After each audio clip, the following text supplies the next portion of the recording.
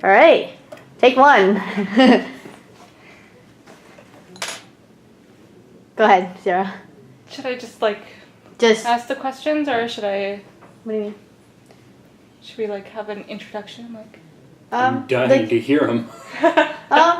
You can start with an introduction with your name and stuff like that. All right, should I look at the camera? Yeah. Or, hi, I'm Jeffrey Mendelson. I'm 24 years old, and I'm a resident of Burlington, Ontario, Canada. So, Jeff, we're just going to ask you a couple questions. Sure. First, what are your hobbies, interests? What are you involved in? I, first and foremost, am a dramatic movie fan. One of my blogs that I have is called True Cinephile, in which I update people on movies that have just come out. If a movie is, if there's a trend, if there's a sort of a big day that's coming up, I talk about movies you can watch for the day. Like I did a Remembrance Day thing where I did the top 10 war movies, Halloween, top 10 scary movies, stuff like that.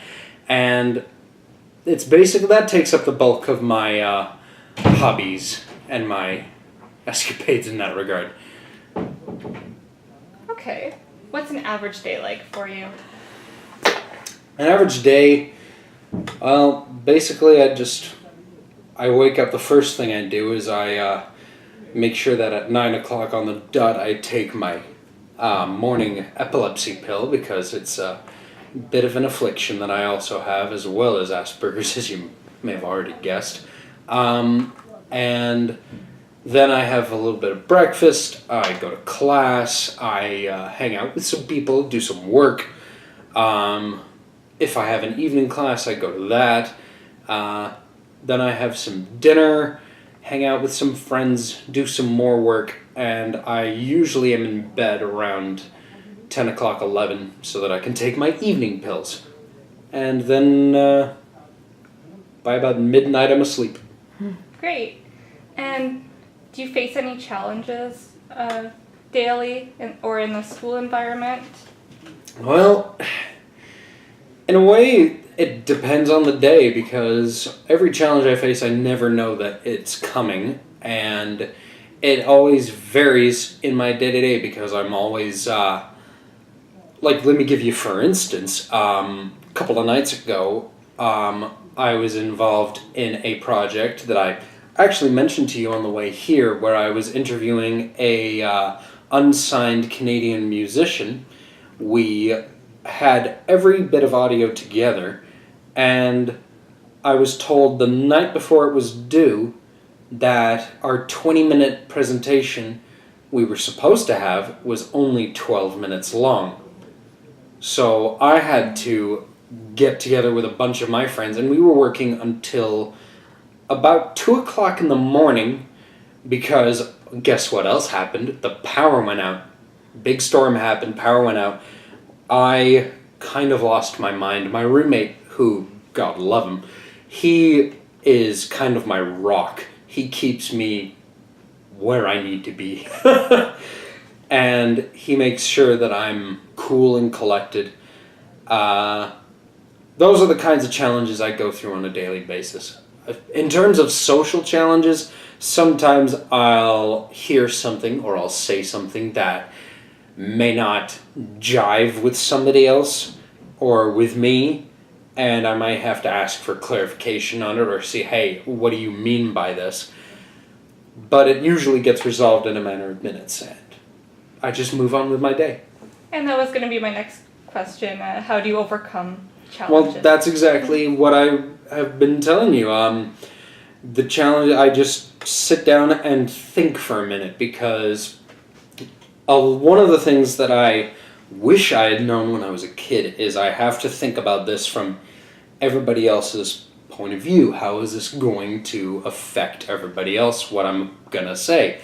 So when I think this through, I picture how you're going to react, how you're going to react, how everybody in this situation is going to react, and I try and plan the solution in a way that it can benefit everybody. And if it can't benefit everyone, I try and see if there's anything I can do to compensate the one person who's not going to be getting the best of all of our worlds.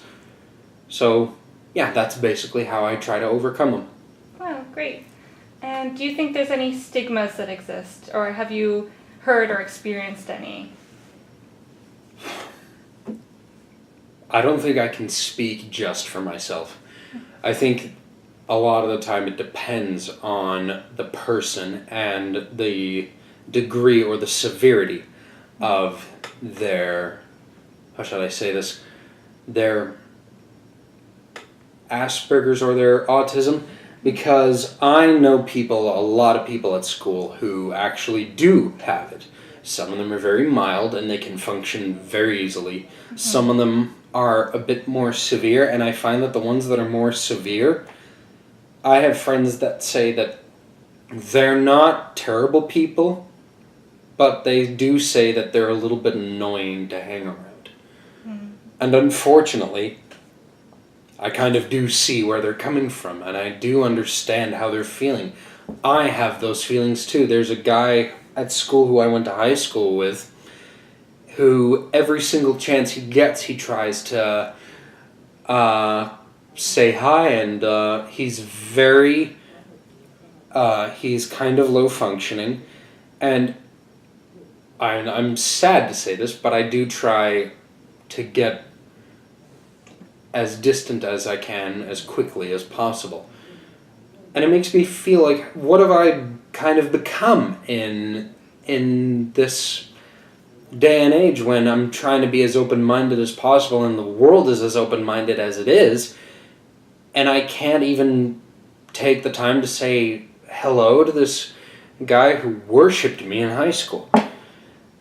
So, and at times I think there can be stigmas with Asperger's and autism, but at times it also depends on the person and how well they've come along with it. And are you aware of any programs for students with autism spectrum disorder Tons. offered in your school? Tons. I couldn't begin to list them all. I'd run out of breath. There are programs in my school for so many of my friends on residence at school actually have a social group where they get together, they hang out. I attended one of their meetings. They had a little, snack tables, and they had popping cookies and chips and fruit plates and veggie platters and all that stuff. They really went all out with it. And they all got us all together, and it was kind of more, it reminded me a lot of what we did at my high school at Chisholm. We would have a social group that would meet to improve social skills, and we would order a couple of pizzas, and we would have chats and say, hey, how are you guys coming along in your social skills? And we would sometimes play games. We would do that at Humber as well. And it was equal amounts. You would try to have fun, but also it's a chance to try and learn and try and become more sort of normal. I don't like the word normal at all, but more like everybody else, in a sense. And I loved going to that. It was the one time I went though, because schedules is kind of busy and I can't be everywhere at once. So, but it was a good time, and it's a really good program that I went to. Great. And anything else you'd like to tell people? How about you tell us whether you live with your family or do you live at home? At the moment, I live on residence. How's that going for you? I love it. It's better than I lived on residence last year, and when I was in the first year of the program, they gave me a little bit of a shoebox to sleep in. It was just like this teeny tiny room, and I was a solo room because they have suites where you have a roommate, and they have solo rooms where you just are. They give you a bed, a desk, a teeny tiny fridge, and a cupboard, and that's about it. This situation that I'm in now, where I actually got the chance to pick my roommate, and he got to pick me, we picked each other. It was perfect, and I don't know how lucky I am to actually have been in this situation with him, because I've been in situations where I've lived on my own. There was a time when I was out of school for an entire year, and I had an apartment across the street from Sheridan's Trafalgar campus in Oakville. And my roommate was a other former classmate of mine from the comedy writing and performance program. And I thought this apartment that I was in was great, but he was just the cherry on top of the cake. Like, he was an added bonus. And now I have this. I didn't think I was going to get something that good again. And now I have this. We talk about movies until we're blue in the face.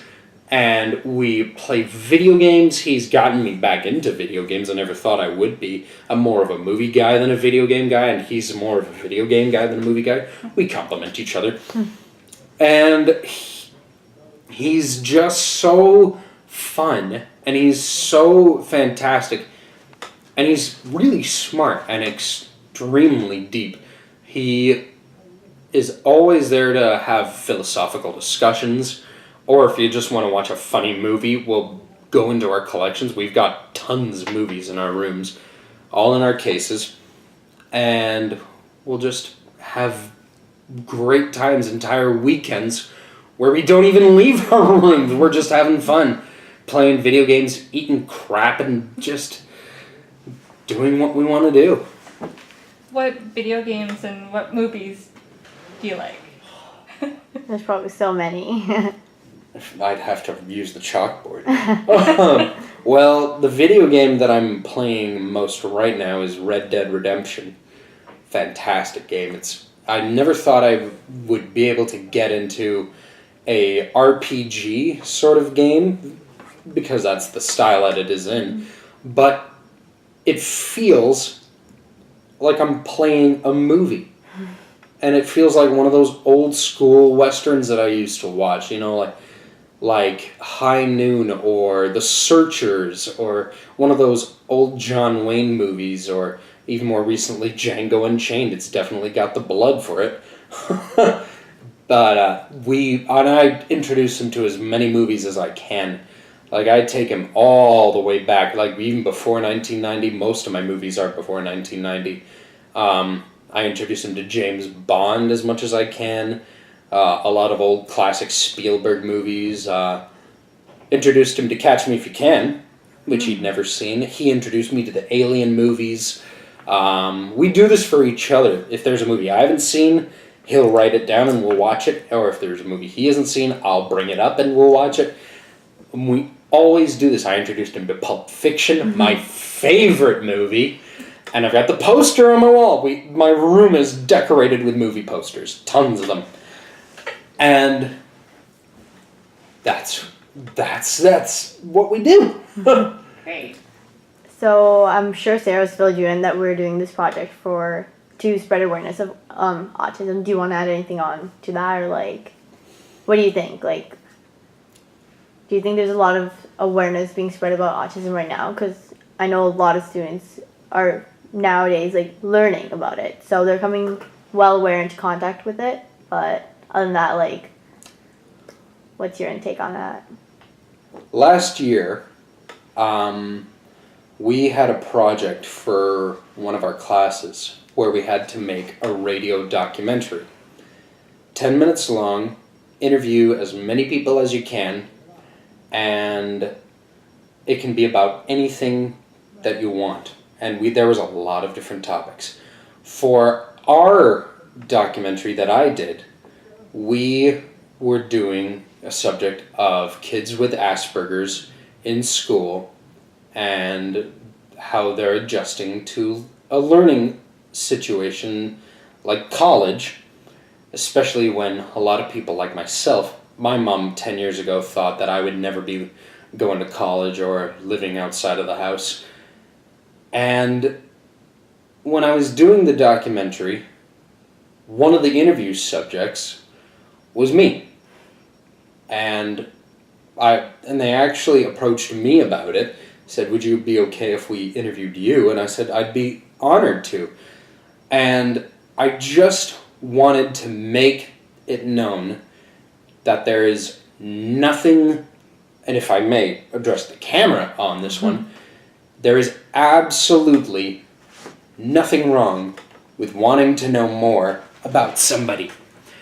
It shows interest, it shows sincere concern in some cases, it shows a willingness to make them more of an identifiable person. It gives them so much more than just a face. I'm more than just a face. I have desires, I have wants, I have needs, and yes, I have Asperger's, but I don't define myself as just that. I had a friend at school at Humber Lakeshore who used to introduce me as the man who conquered Asperger's syndrome, and I think that's a totally incorrect title. I haven't conquered it at all. I still go through it. I had an incident where I had a little episode on the way here. Sometimes I ramble on, and sometimes people tend to lose interest, but sometimes I don't notice that. And I learn, and I adapt, and I move on. That's what Asperger's is. It's learning.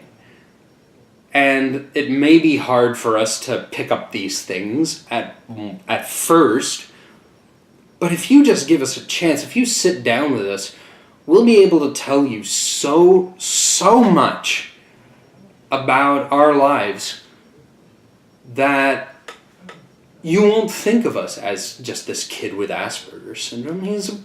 This is a human being. He's a person. That's perfect. Yeah. I was just going to ask, I know you mentioned it as Asperger's, but right now in the DSM-5, they've changed it to, they've eliminated the word Asperger's itself, and they've just added it into a autism spectrum disorder. So it goes from mild to severe. Like, were you aware of that? This is really recent too. Like, DSM-5 just got published, like, 2014. Mm-hmm. News to me. Well, anything else? But if you're looking for what I think about that, it's... if you're gonna just make it like another one of those autism spectrum disorders, like if you're just gonna shepherd it into one of those different categories, it may increase awareness of it, but then again, it might just get lost in with all the other ones, because there are some that get more attention than others, and may not be the best idea. Especially with the media. Exactly. Like the movie Rain Man, and now Sheldon Cooper on Big Bang Theory. Yeah. Have you ever heard of a movie called Adam? No.